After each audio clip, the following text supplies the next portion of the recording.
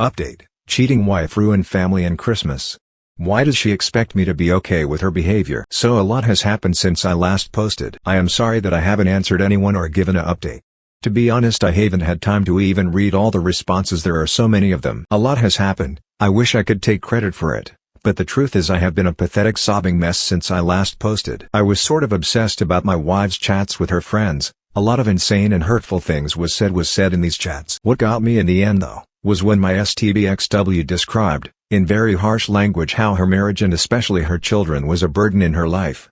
That they had prevented her from being a successful woman living up to her full potential. She described how I, as her husband, was an oppressive boss that held her back from living a good life.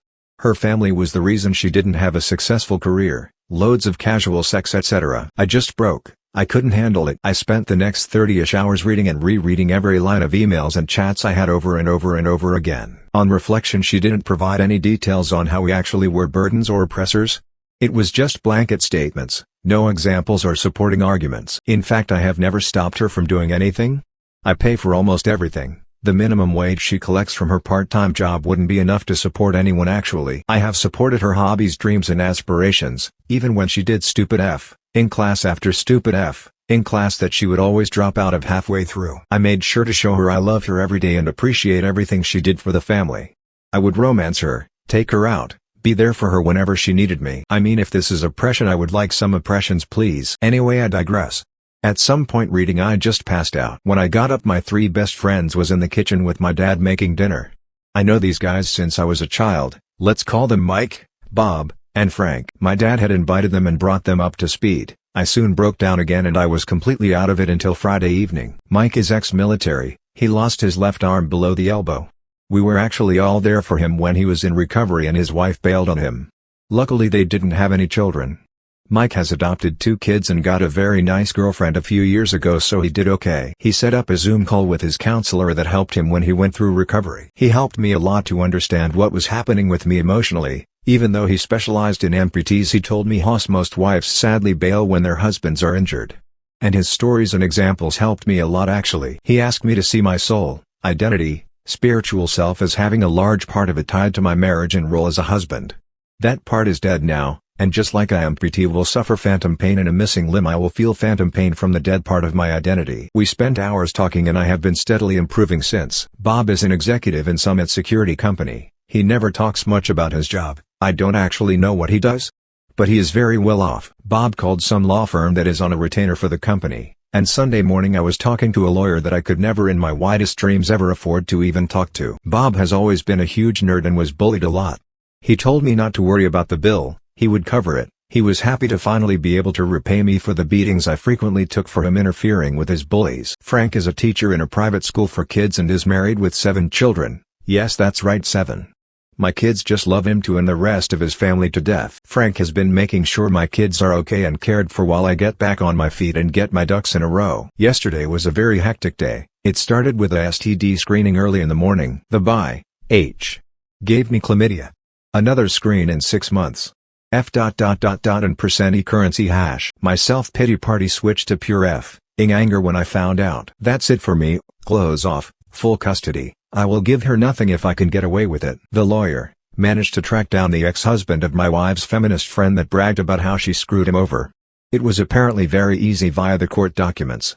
I wouldn't even have thought about that. I talked to him on WhatsApp, he thanked me a lot.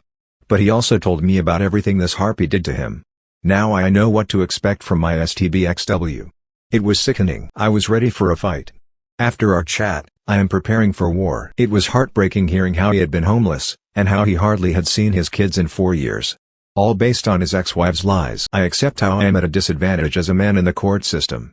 I will make sure I have tons of evidence. My lawyer suggested a preemptive strike via a retraining order due to her negative and aggressive comments about males in general, especially for our son's sake. Growing up in a household with an openly anti-male parental figure is obviously very damaging. So I am going for full custody. I told the lawyer to go ahead. She expects her to be served the restraining order today. I had a call with my STBX on Zoom. Keep in mind that she hasn't reached out to me at all since she showed up at the door to argue with my dad. She hasn't reached out to the kids or anyone else either, so it's not like she cares about any of us. The call was absolutely bizarre. She was all made up with a massive cleavage. It was obvious she was trying to look her absolute best. I haven't seen her that dolled up for years. Throughout the entire conversation she tried to bait me into a fight, to get me angry. I managed to keep cool. My lawyer had told me what to ask for. Apparently it's very positive if attempts are made for an amicable divorce prior to filing for a contested divorce. I was recorded. I even told her I was. Still STBXW didn't disappoint. She started out with this absurd statement about how there are two types of penises. One that is roughly the same size whether it's erect or not. And the other type that shrinks and grows based upon whether it's erect or not? What in the actual? Who opens a call with their husband like that? Then she mused about how she was looking forward to the end of the current restrictions so she could go out and investigate this more in person. I simply responded that I wasn't interested in her hobbies. That I was only interested in discussing our divorce. She got openly hostile when I didn't take the bait and get angry like she wanted. At one point she told me she was going to the bathroom and muted herself. Then I watched as she conferred with her friends about what she could do with me. She cursed me out for nothing more than being a man several times. Throughout the call I still had this strange feeling that she was seeing this as some form of game. That she was in control and that I had no other option than to put up and shut up and give in to anything she wants. We made zero progress on our actual divorce, so I concluded that okay fine, a contested divorce it is then. BTW, you gave me chlamydia, and unlike you I haven't been sleeping with anyone else, so you better get yourself to the clinic. She just frowned at me, like, you're right, I don't believe you. I seriously have no idea at all what is going on with her, and at this point I no longer care. I sent the recording to the lawyer and she was shocked to say the least. Everyone thinks my wife is insane at this point. Maybe she is. Since I own her phone and the subscription I can actually use the chat logs as well in court. Turns out it's fully legal to monitor my own device as much as I want. After our call there was frantic discussion between the harpies, but I could finally put it aside. I no longer care what they talk about. Lawyer is confident we will win this thing unless there is something I haven't told them about. So there we are. It still hurts, but I can treat it as phantom pain at this point. I have abandoned feeling sorry for myself and I am going for the jugular. No prisoners. I need to protect myself and my kids. I am good. My kids will be fine. I will make sure they get therapy as much as they want.